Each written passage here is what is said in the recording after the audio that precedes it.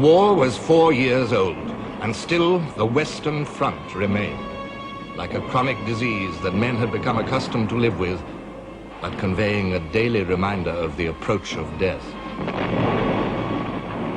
This ragged line, etched into the broad surface of the earth, was the focus of the most gigantic effort ever generated by the human race. More than 1,000 million people were staking their lives, their treasure, and their happiness to upset the equilibrium of power traced out by the Western Front.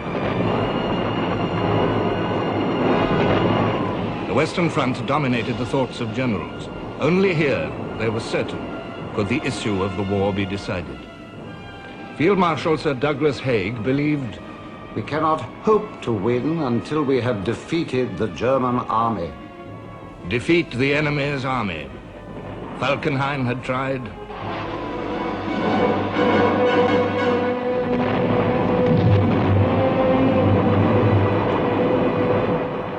Joffre had tried.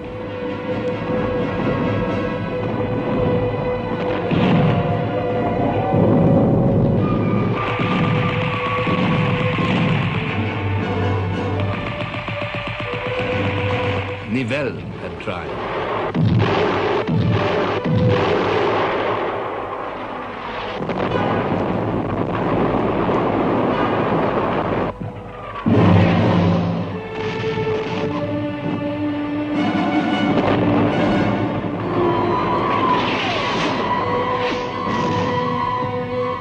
Haig had tried.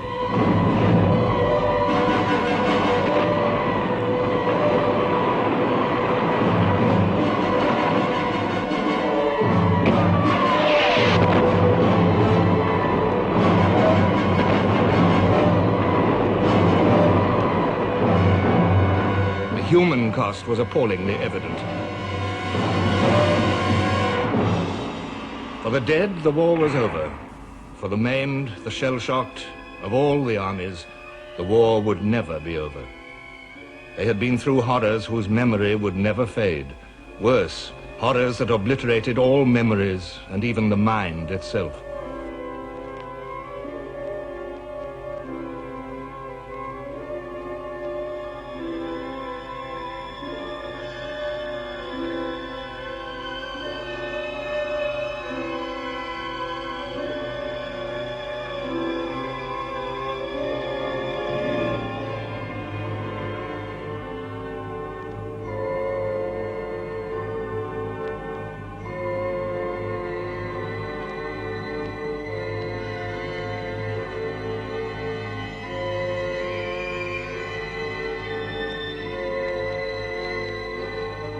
War had made soldiers into children. Children into soldiers.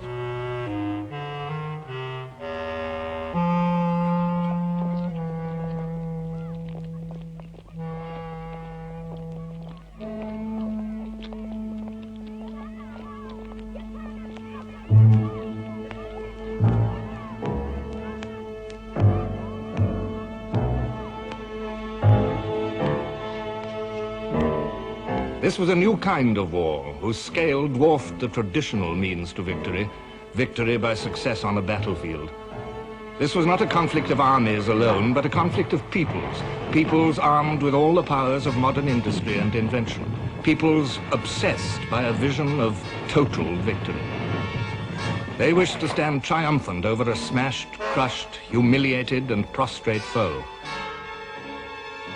Desire for total victory rode the human soul and spurred it on. The mainspring of the world's catastrophe was the mind of man. Victory lay with he who conquered it. Propaganda became the deadliest of weapons, and truth the first casualty. One got the impression from reading the papers and hearing the talk that the Germans, or the Huns as we called them then, were a horde of barbarians who were descending upon Europe, about to plunge Europe into another dark ages. We read about how they slaughtered women and children and threw babies up in the air and caught them on the bayonets and tortured prisoners of war and all that. I didn't believe all that. In fact, I wondered if the Germans were barbarians of that type, if they were, why we hadn't heard more about it before this war started. Government censorship in every country made sure that all news was slanted or suppressed.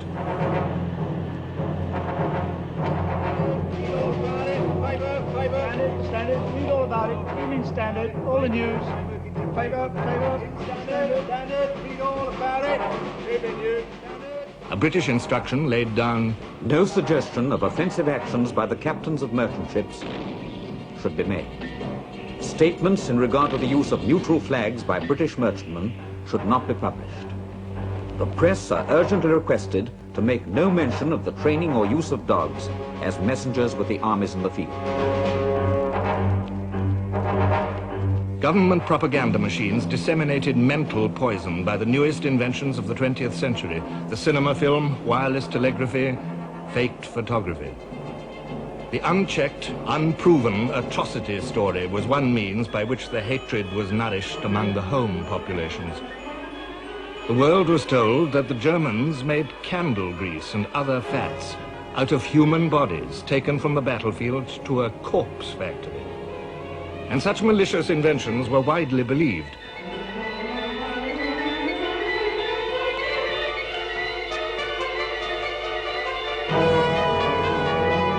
Relentlessly, the enemy was portrayed as a monster of savagery, worthy only of hate. The message never varied: hate, total hate. It was total hate that sustained the demand for total victory.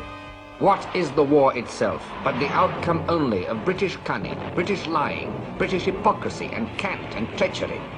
No means can be too unholy to combat this hideous octopus, whose tentacles have too long encircled the peoples of the world. The Huns, vicious in victory, cowardly in defeat, deserve no more consideration than a mad dog or a venomous snake. And it is our duty to humanity to carry death and devastation into the heart of their country. We are out for war. Let it be war to the death.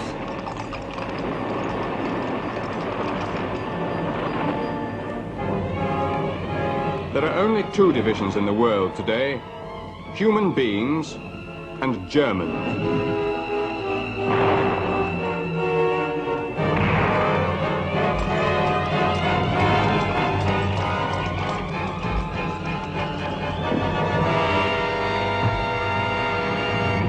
The conflict became, for both sides, a holy war to rescue civilization. I believe in the powers of right and the crusade of civilization. In France the eternal, in the purity of our cause and the stainless glory of our flag. Such a war is a heavy price to pay for our progress towards the realization of the Christianity of Christ. But duty calls. One thing is clear: God must stand on Germany's side. We fight for truth, culture and civilization and human progress and true Christianity.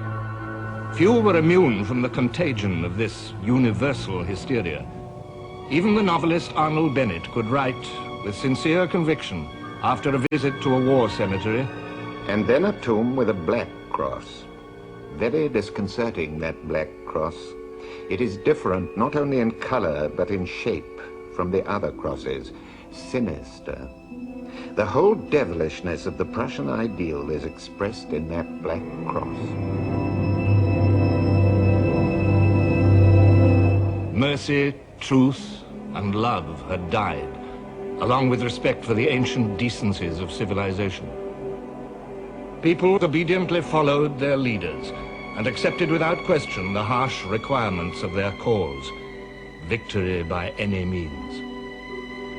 Now, for the first time, the starvation of whole nations became a weapon of victory. The Allied blockade of Germany was complete. Now the Germans were eating less than half the daily food necessary for health. In 4 years of war, more than 700,000 Germans, men, women, and children, died as the result of the Allied blockade. The young and the weak suffered most. And diet consisted mainly of turnips one day and barley and prunes the next. And then it started again, turnips and barley and prunes. There was no fat. Potatoes were roasted in a little water so that they stuck to the pan. Bread got into a worse and worse state. German bread was made with grass, tree bark, turnips, or even a flour made from dried blood. Coffee was made from walnut shells, tea from raspberry or nettle leaves. There were 7,000 food substitutes in German shops.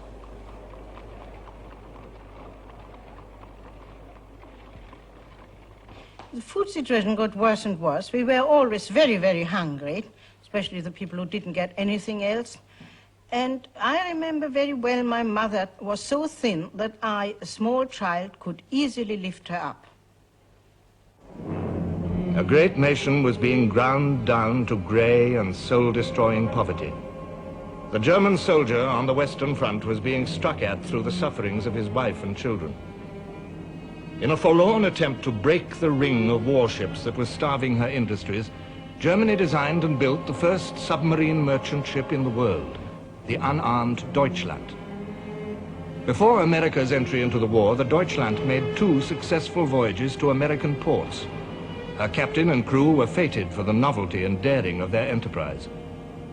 Though Deutschland could carry limited quantities of vital chemicals or metals, but she and her sister ships could not solve the problem of the blockade. Only ruthless counter-blockade of Britain could do that.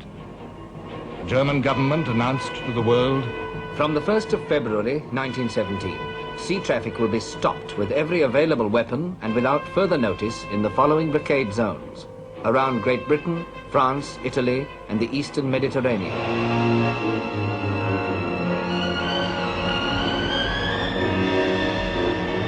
henceforth any ship, even neutrals, in these waters would be sunk at sight by German submarines.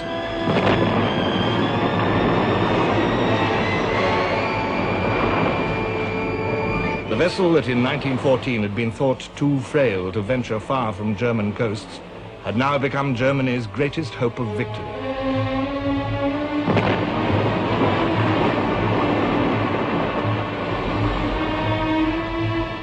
The great battle fleets of Britain and Germany were impotent onlookers in this unforeseen struggle at sea.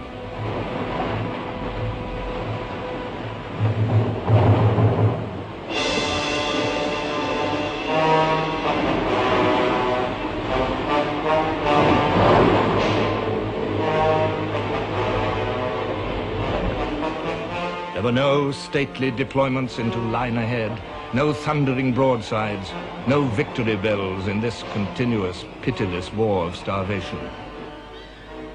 2 great nations had each other by the throat with a grip that tightened in convulsive desperation, and one must die.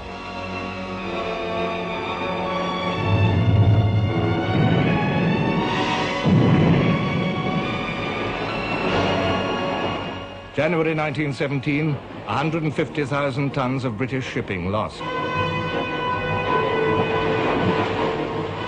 February, 300,000 tons. March, 350,000 tons. April, nearly 550,000 tons.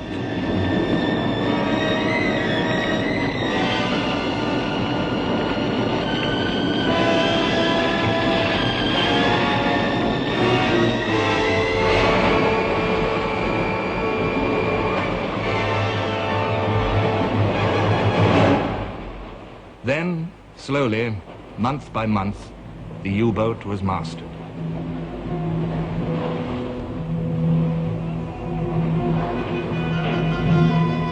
Convoys, counterattacks by convoy escorts and by merchant ships now armed with guns, new hydrophone listening gear, depth charges, each step made the British counterattack more deadly.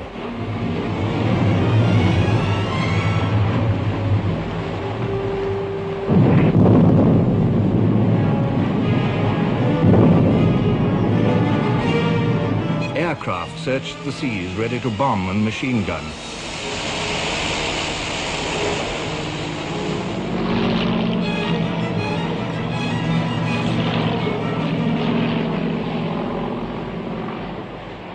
Even apparently helpless victims were used to tempt U-boats to destruction. These were the famous Q ships.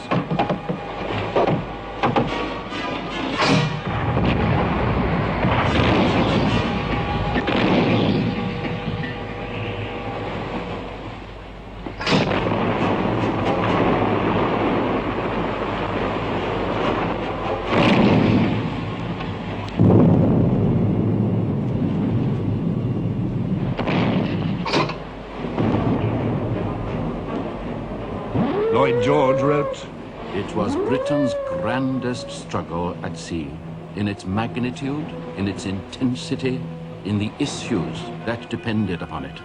The battle was fought in every ocean and on every trade route. Never were the skill, the daring, and the endurance of British sailors put to so stern a test." The sea war went on. The submarines went still further afield for gain, refilling their tanks with captured oil and their galleys with captured eatables.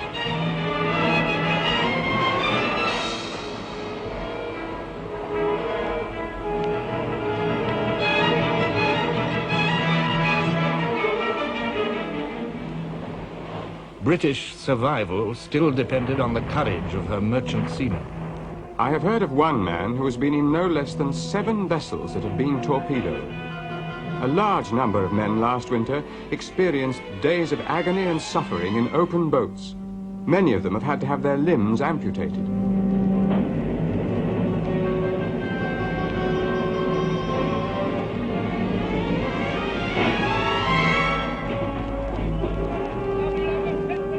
Although the British had averted outright starvation, food became scarcer and scarcer. Compulsory rationing was hateful to British traditions. Instead, the government appealed to the nation to ration itself according to a published weekly scale. 4 pounds of bread or 3 pounds of flour, 2.5 pounds of meat, 3/4 of a pound of sugar. I know that in government circles, deep anxiety prevails. Famine is feared. Stocks of wheat are down to 9 weeks' supply. On the 25th of February 1918, compulsory rationing was at last introduced in London and the home counties. In April, it was extended to the whole of Great Britain. Meat, approximately 2 pounds a week. Sugar and fats, 1/2 pound each a week. Rationing did not put an end to shortages. I remember going into a shop after not having milk for several days, and they said, if you can produce a baby, you can have some milk. That was out. I went into a butcher's shop to get some meat because we were just beginning to be rationed. And I said, that looks like cat. He said, it is. The fight against food shortages fell upon a nation short of fertilizers, animal feeding stuffs, and above all, labor. In 1917, the Women's Farm Labor Force, over 230,000 of them by 1918, put on their uniforms. And the fight for higher food production was carried into the fields by a new army, the Women's Land Army.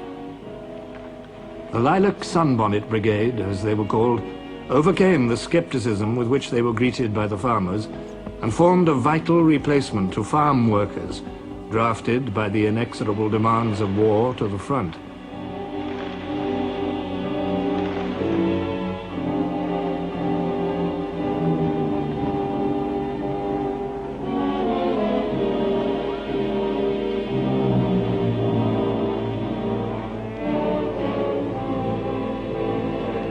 Timber, a vital commodity in a war which demanded more and more for pit props, for ammunition boxes, for huts and billets, for duckboards, for trench works, and for building, called for more and more labor. Again, women came to help and invaded a man's world with energy and with unexpected skill. Nations came to accept the breaking down of traditions and firm beliefs, intrusions upon old ways, personal liberties.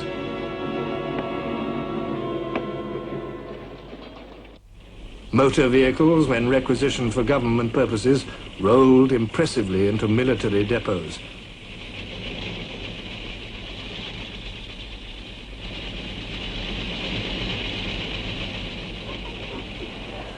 Compulsory rationing, requisition, national control of industry and shipping and railways, conscription, women in work normally done by men, national scientific research, now even Britain, with her traditional dislike of large-scale organization and state direction, had yielded to the shrill imperatives of total war.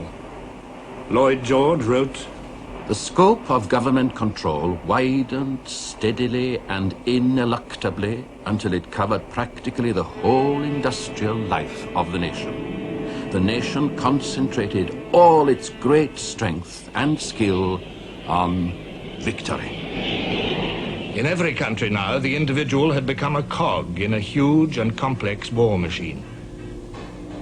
Whole new industries had been created since 1914 for making aero engines, for making all the instruments required by modern aircraft. A small chemical industry had been transformed into a great national asset. Standardized or prefabricated ships slid down the slipways one after another. Steel for guns or steel for shells. Steel for ships or steel for tanks. There was not enough for all. Engines for tanks or engines for lorries or engines for aircraft. Not enough for all. Britain was now the war factory of the Allies.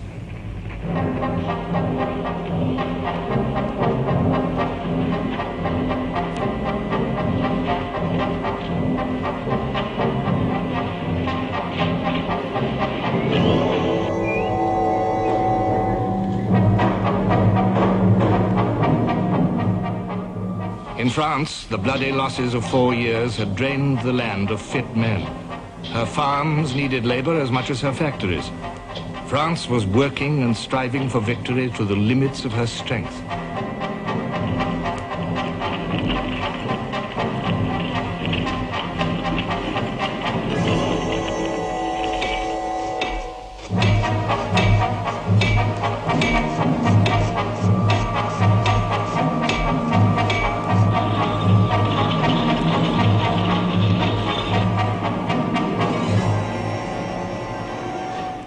So was Germany.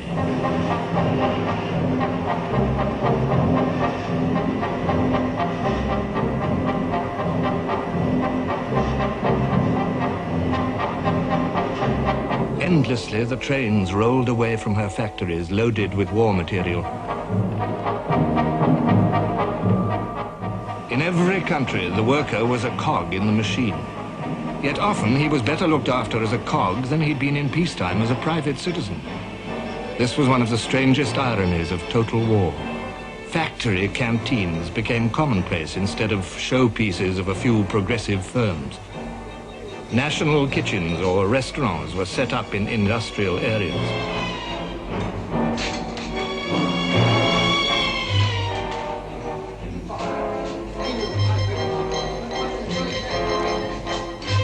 The purpose of this movement, organized by the Ministry of Food, is to instruct the poorer classes how food by proper cooking can be made to yield the most nutrition with the least waste. The food is distributed to the poorer residents, women, girls and boys, who come in large numbers with bowls, dishes and plates. Better working conditions, medical centers, special housing for workers, high wages. These also were the fruits of total war. Lloyd George told an audience, "It is a strange irony, but no small compensation, that the making of weapons of destruction should afford the occasion to humanize industry. Yet such is the case. Old prejudices have vanished, new ideas are abroad. This opportunity must not be allowed to slip." It could not be allowed to slip. Victory depended on industry. The enemy knew this too. His Majesty the Kaiser has expressed great hopes that the air war against England will be carried out with the greatest energy. His Majesty has designated as attack targets war material of every kind, barracks, and also oil and petroleum tanks, and the London docks. The scientist and the engineer had created a new dimension in warfare, the air. The demands of total war changed the marvelous toy of 1914 into an instrument to carry death and terror to the enemy's unarmed civilians and destruction to his war factories.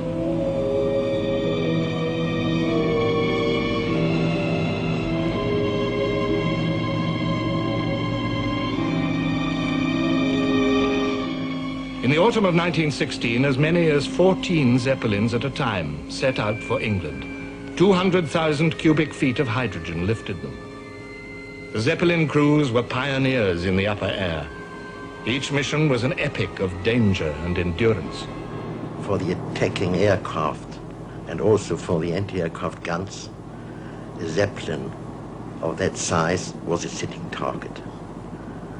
About over 300 feet long, 50 feet in diameter, at a speed of 60 miles per hour. That was all. It was a very cold affair to go across to England. It was so cold that if you forgot that you didn't wear a glove at a given moment and touched any part of the aluminium structure, you would burn your fingers. And the sandwiches which we kept in a container in the gondola were absolutely frozen stiff, and you had to melt part of it in your mouth until it became soft enough to be bitten off. German science gave her airmen a triumph in English skies. British science made that triumph only of brief duration. The incendiary bullet transformed a Zeppelin into a blazing funeral pyre in the sky. The death of a great airship was terrible, even to the men who destroyed it. I approached it from the stern, about 300 feet below it, and fired 4 drums of explosive ammunition into its stern, which immediately started to light. At the same time as I was doing this, one of the other pilots was flying across the airplane, across the Zeppelin from the top, over the top. And to his horror, he saw a man in the machine gun pit on the top of the Zeppelin run to the side and leap overboard. When I looked up and I saw that this Zeppelin had been picked out by the searchlights. Then there was a small glow which gradually spread the whole length, and afterwards the thing burst into one big conflagration. There was a gasp of, I don't know whether it was abhorrence or whatever it was from the people. Very much like the sound that one would get when there's a big firework display. And as it came down, very, very slowly, I heard my mother say, "Oh, those poor men up there." But there was an old Boer War veteran next door who said, "Let 'em frizzle." And so it came gradually down.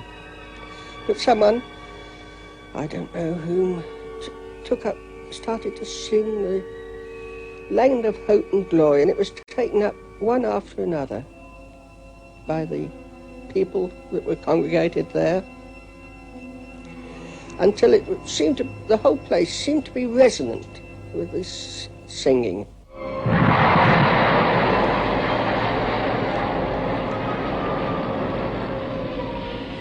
However terrible his death, there was no pity now for the enemy.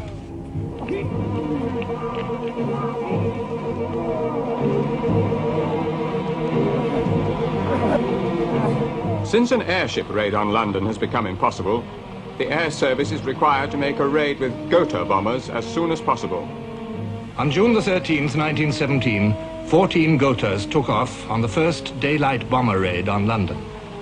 Twin-engined aeroplanes, each carrying 1 ton of bombs. Out of science and total war, strategic bombing had been born. Wherever an aircraft could fly was now part of the battlefield. Great cities resounded to the roar of the barrage. Each raid left its tragic human litter. 162 dead and 432 injured in London in June, 54 killed in August. The British public was moved to deep anger. Anger at a new and terrifying ordeal.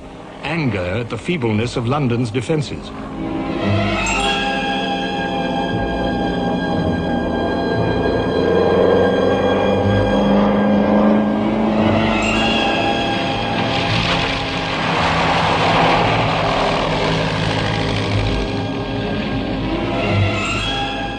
The government reorganized the defences at frantic speed. A public air raid warning system was begun. Whistles and the firing of maroons heralded the coming of the Gothas.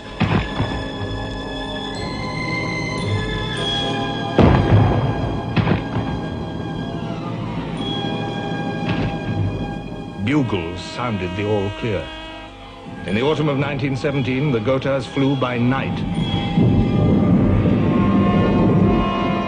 The terrifying noise of air raids frayed the nerve of a population born and bred in the safe tranquility of the Victorian and Edwardian age.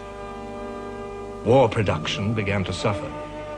General Robertson warned Haig, continuous air raids on England are causing interruption in munitions work and having some effect on the general public. At Woolwich Arsenal, production fell to only 1/5 on the day after an air raid. The British and French air forces hit back at German industry. As Allied bombers ranged over the industrial towns of the Rhineland, the German people proved no more steady under bombardment than the British.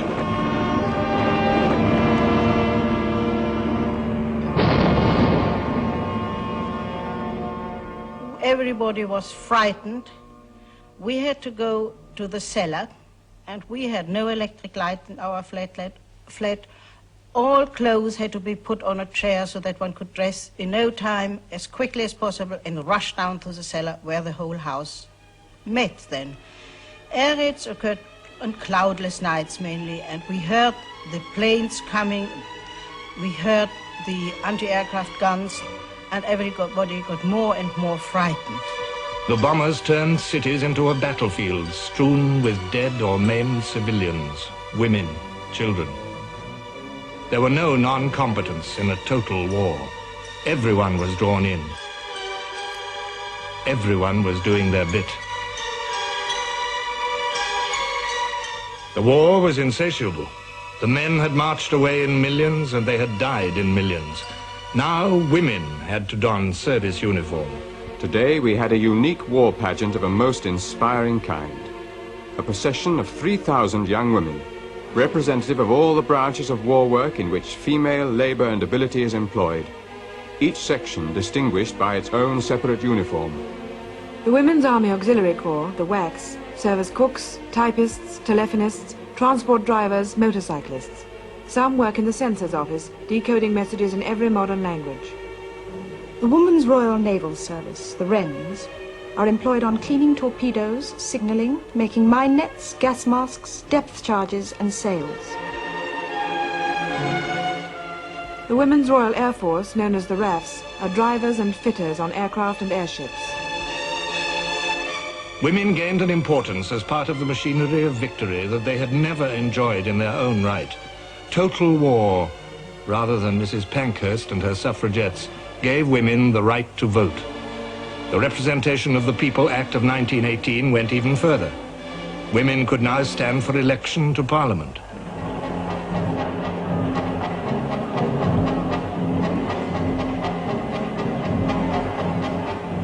Everywhere, the most ancient of privileges and prejudices were swept away by the ruthless insistence of the struggle for victory. The needs of war, so simple in 1914, so demanding by 1918, had been met by the scientist and the engineer. The small of 1914 had become mighty. The few of 1914 had become many.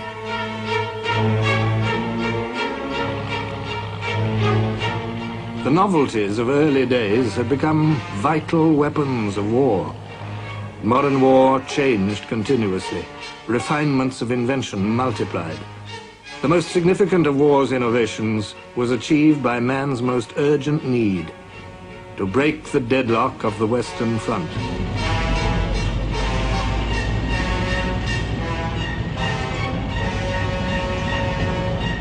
The glowing hatred of the nations put no bounds to the ingenuity and horror of their inventions. Gas that choked was not good enough. In the summer of 1917, a new gas appeared. It had a faint smell of garlic, some said, or of mustard. It was an oily liquid which evaporated very slowly. And because it had such a faint smell, the troops tended to take no notice of it. And when they did feel their eyes smarting, they were too late. It was a dreadful substance. If they got it on the soles of their boots, it would go through and burn their feet. If they went with some on their boots into a dugout and slept there, they would gas everyone in the dugout. One man could go in with some on his boots into a hut and gas everyone in the hut. What total war demanded, the scientists and engineers diligently provided. Paris, 7:20 in the morning, the 23rd of March, 1918. An explosion, and another, at intervals of 15 minutes. Yet no German aircraft was over the capital, and the nearest German lines was 75 miles away. A new fear came to a great city. What had caused these explosions? Rumors, speculations seethed through the streets of Paris. Then the French authorities announced, "The enemy has fired on Paris with a long-range gun. There are about a dozen dead and about 15 wounded." A gun with a range of 75 miles. Allied experts believed it beyond the scope of technology, but Germany had made it. She had made 3. Each gun weighed 154 tons. It rested on a 26-ton cradle on a railway wagon of 210 tons. The most colossal gun ever made.